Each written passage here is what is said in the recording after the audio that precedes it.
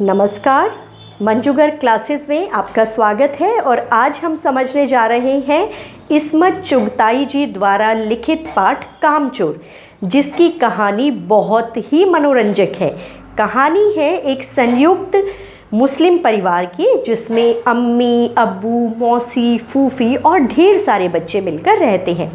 घर के सभी बच्चे नौकरों के भरोसे हैं और वे कोई काम खुद नहीं करते, हिलकर पानी भी नहीं पीते। तो एक दिन अचानक अब्बू को बहुत गुस्सा आ जाता है और वो सारे बच्चों को कतार में खड़ा करके कहते हैं कि खबरदार, अगर आज से तुमने कोई काम नहीं किया तो तुम्हें रात का खाना नहीं मिलेगा और अब से तुम खुद कोई ना कोई काम करोगे और काम करोगे तो तुम्हें उस काम की तनख्वाह भी मिलेगी। बच्चे बड़े खुश हो जाते हैं कि चलो हम कोई काम करेंगे तो हमें तनख्वाह मिलेगी।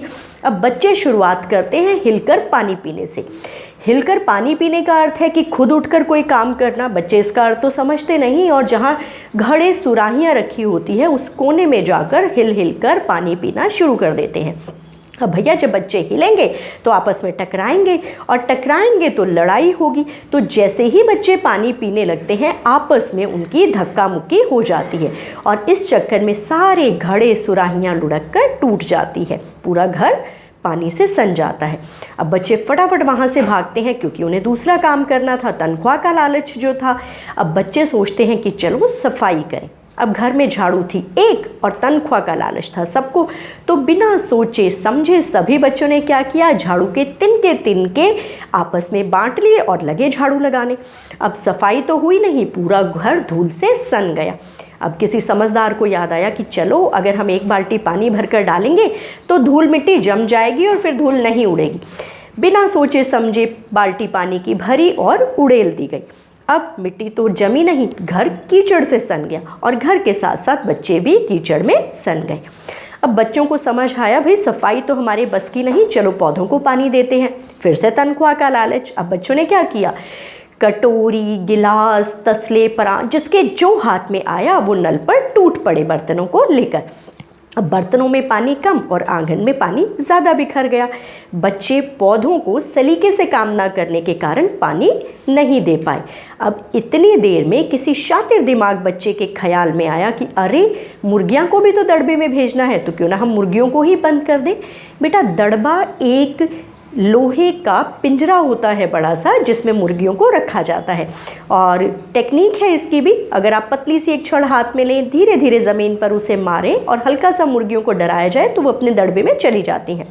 अब बच्चों ने क्या किया, घेरा बनाकर मुर्गियों को घेर लिया और सब ने हाथ में बड़े बड़े डंडे उठा लिए और लगे ज़मीन पर मारने। चल दड़बे दड़बे। अब बेचारी मुर्गियाँ जब हड़बड़ा कर घबरा कर उड़ने लगी, इधर उधर भागी तो पूरे घर में तूफान आ गया। कोई मुर्गी उछलते हुए अम्मी जान के पानदान में कूद गई और उसके पंजे जो हैं वो कत्थे और चूने से बिल्कुल सन गए। कोई खीर दान में जा पड़ी, कोई दाल की पतीली में छपाक मारकर, कुल मिलाकर घर में बुरे हालात हो गए। अभी ये सब हंगामा चल ही रहा था कि बाहर से दिन भर की भूखी और थकान से भरी हुई भेड़ें आ गई। अब बच्चों को लगा, अरे भेड़ों को दाने का सूप भी तो पिलाया जा सकता है और ये भी एक काम है, अगर हम ये काम करेंगे तो हमें तनख्वाह मिलेगी। अब भेड़ें क्योंकि दिन भर की भूखी थी, ना बच्चों ने दिमाग इस्तेमाल किया कि परात में अलग अलग बर्तन में निकाल कर भेड़ों के लिए दाने का सूप रखें। उन्होंने सीधा ड्रम भेड़ों के आगे रख दिया और भेड़ चाल तो मशहूर है। अब भेड़ों को जैसे ही अपना खाना नज़र आया, ना इधर देखा ना उधर देखा, भेड़ें सब कुछ फलांगती छलांगती जाकर सूप पर टूट पड़ी। अब ड्रम था एक, भेड़ें थी ढेर सारी, पूरा सूप बिखर गया और भेड़ों ने चाटना शुरू कर दिया। अब भेड़ें सूप चाटती हुई घूमती रही और मेंगनों का छिड़काव करती रही। अब मेंगने क्या होती है, भेड़ों के गोबर को मेंगने कहा जाता है बेटा। इतनी ही देर में एक भेड़ ने देखा कि तरकारी वाली हरी हरी मटर तोल कर दे रही है। अब उसका मन बड़ा ललचाया मटर खाने का और वो भेड़ जाकर तरकारी वाली की सारी सब्जी खा गई। अब तरकारी वाली भी रोने लगी। अब ये 4-5 काम थे जो बच्चों से नहीं हो पाए। अब तभी एक बच्चे के दिमाग में आया कि शाम हो चुकी है और भैंस का दूध निकालना है। तो बच्चों ने बाल्टी उठाई और चले भैंस के पास दूध निकालने। अब भैंस समझ गई जैसे ही उन्होंने भैंस को हाथ लगाया और भैंस ने लात मारकर बाल्टी को दूर उछाल दिया। अब बच्चे तो बच्चे थे आखिर, शातिर दिमाग, उन्होंने क्या किया, भैंस को काबू में करने के लिए उसके पिछले दोनों टांगे एक चारपाई से बांध दी और उस चारपाई पर चचा जान सो रहे थे। अब जैसे ही वो आगे की दोनों टांगे भी बांधने लगे, भैंस समझदार थी, उसने भागना शुरू कर दिया। अब आगे आगे भैंस, पीछे पीछे बच्चे। अब तभी एक समझदार को ध्यान आया कि अरे बछड़ा तो खुला ही नहीं, अगर हम बछड़ा खोल देंगे तो भैंस रुक जाएगी। जैसे ही बछड़े को खोला गया, भैंस तो रुक गई, लेकिन बछड़ा भी चालाक था। बछड़े ने झटपट सारा दूध पी लिया और बच्चों के हिस्से बाल्टी में बिल्कुल भी दूध नहीं आया। कुल मिलाकर सुबह से शाम तक बच्चों ने घर के में काम के नाम पर तूफान मचा दिया। अम्मी गुस्सा हो गई।